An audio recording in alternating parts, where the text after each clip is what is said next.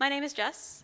I've been asked to share my perspective as a person who works in a lab who actually doesn't get to interact with you guys very often, and to actually just give you a taste of what it is like for us who are trying to develop these remyelinating therapies. And I'm really talking about drug therapies or pharmaceutical therapies in my talk today. And so, as a researcher who's looking at this, my goal is to promote myelin repair in MS, and that's so we can stop disease progression. And so I have a picture here of a brain from a person with MS, and you can see that there is a lot of blue, and that really dark blue, that's myelin.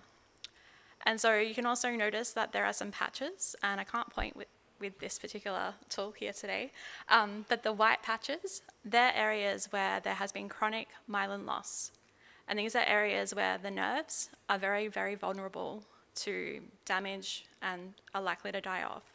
And so the idea is that if we can create those really white patches and fill them in and make them more like the really faint blue patches that you might be able to see in some spots, that will actually be able to stop those nerves from dying, and that will be able to actually stop MS disease progression. So, as I mentioned, I am a lab-based researcher, and I have a little schematic here of the, lab to clinical translation pipeline. And my research is really in that first half. Once we get to the clinical trial stage, I kind of hand off to other expertise and people that know what they're doing in that space, because I really don't know what to do in that space. That's not where my expertise lies. My expertise is really in understanding how cells work, understanding how molecules make cells talk to each other, and how to make those cells actually talk to each other so they can make more myelin. And so I'm presenting a small case study of work that I was doing when I was based in Melbourne. And really it's from the start, so from selecting a target. So this is a schematic of a molecule called brain-derived neurotrophic factor, or BDNF. And Jenny mentioned it really briefly in her talk this morning. And this is a natural growth factor that we all produce to different levels, but it's really magic sort of in the brain. It does lots of different things, and exercise is actually one way to increase your ability to make this. But one of the things that we know that it does is actually in development, promote myelination. And so the group that I was in Melbourne, and we all kind of went, well, if it does this in development, when children are developing myelin, maybe we can make it happen when people have lost myelin in MS, and so see whether or not we can promote myelin. But how this growth factor works, because it does so many different things in the brain, is actually really complicated. And so the different parts of this molecule that you can see labelled with different loops, they actually interact with other things on different cell types, which means that maybe if we just gave this particular growth factor in a recombinant form, or a form that we make in the lab, it would have off-target effects that wouldn't be very good for people in general, regardless of whether or not they have MS or not. And so then we had to go to the next step, which is create. And so I was really fortunate to work with these guys, who are a group of medicinal chemists and mostly work with peptides. And so they were able to create this synthetic version of this growth factor. And this synthetic version is smaller and really targeted. So it actually only kind of works on the part of, or recreates this part of the molecule that promotes myelination. It doesn't have any of the other parts of it that might do something else. And so my lab in Melbourne did a whole bunch of in vitro testing, which was the next step to actually show that this synthetic version actually did act the same way as this natural growth factor that we have. And then I came along and did the animal studies. So this is a results of the animal studies. So in the first line, we have no treatment. And in the green, that's actually myelin. It's another way to visualize myelin in the mouse brain. And yes, the mice did not survive this. And in the bottom panels, we have black and white images, and the little black circles, that's also myelin on nerve cells. And you can see that in the no treatment, we have this, like, in the center-ish, a big black patch. And that's where we've demyelinated these mice brains.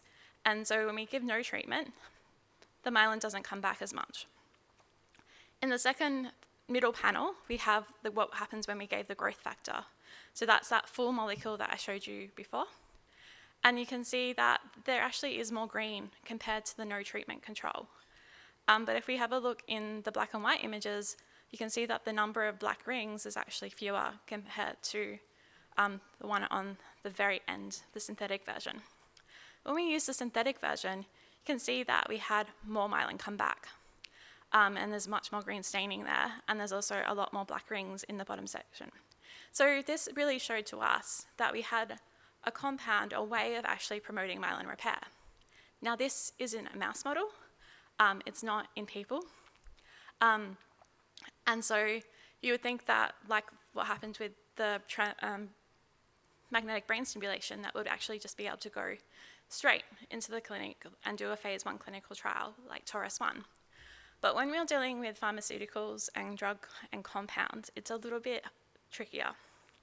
And to actually get from the animal to a clinical trial, it can sometimes be a little bit like this image of Lake Hart Salt Lake in the middle of South Australia, which was near where I spent a few years as a teenager, in the middle of the outback. It can be a little bit sparse and vast, and really nothing much out there, crickets really. We can get a lot of money sometimes to do the early stages of research, but once we actually get to the proof of principle and say that we have something that we think might work, it's then really hard to actually cross this distance from the lab to you guys, the consumers. And so what do we need to actually get across this vast space from the lab to a clinical trial? And for a drug or a kind of, I guess, a medicine-based strategy, what we actually do need is commercial partners. And these commercial partners provide a lot of things. One of them is money, but the other thing is that they also are able to help us scale up the treatment or drug and make sure that's produced safely without any nasties that might happen in the manufacturing process that could actually end up doing a lot of harm. The second thing which we really need, which is a really essential ingredient from the start, is consumer input. And so I have a research buddy, Meg, who I've been working with this year since February.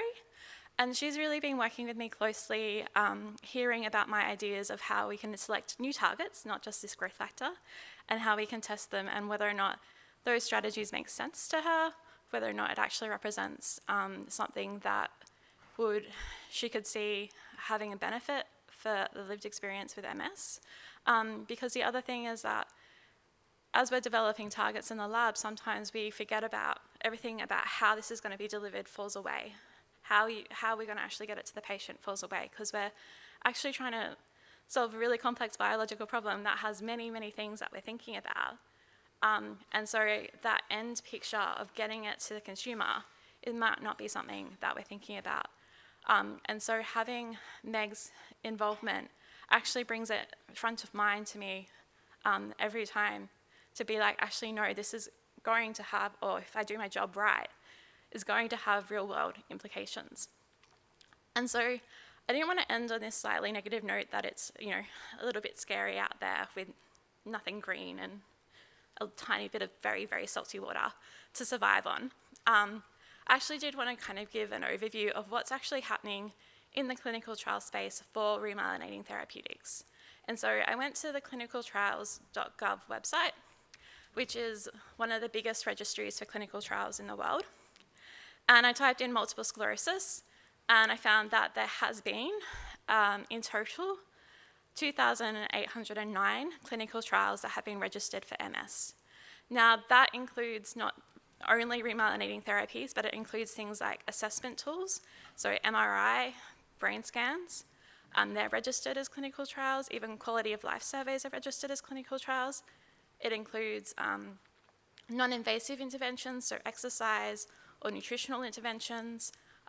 Even the TAURUS trial is registered on this website as a non-invasive way to promote myelin repair. And it also has a whole bunch of new or next generation immunotherapies that have been registered. And this 2,000 number is actually all trials that have ever been registered. The 584 number down the bottom, that's all the trials that have been active or either actively recruiting right now or have recruited but are still undergoing active analysis. And so out of those 584 clinical trials, I went through and found which ones were looking at remyelination as one of their outcome measures, and there's 15.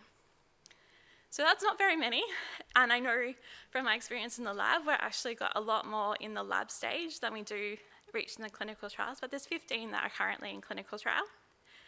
And so if we look at that a little bit closer, there is one in that phase 1 trial, that stage that Bruce talked about this morning, which is, are they safe? So this isn't even if they work or not. This is just, if we give this to somebody, is it okay?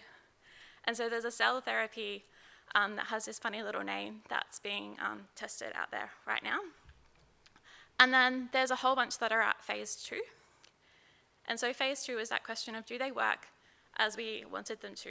Do they promote remyelination? And so there's a couple where they've used combined therapies and a couple where they're looking at single therapies and hormone interventions. And these are done in a much larger population. And then there's actually a couple in phase 3 too.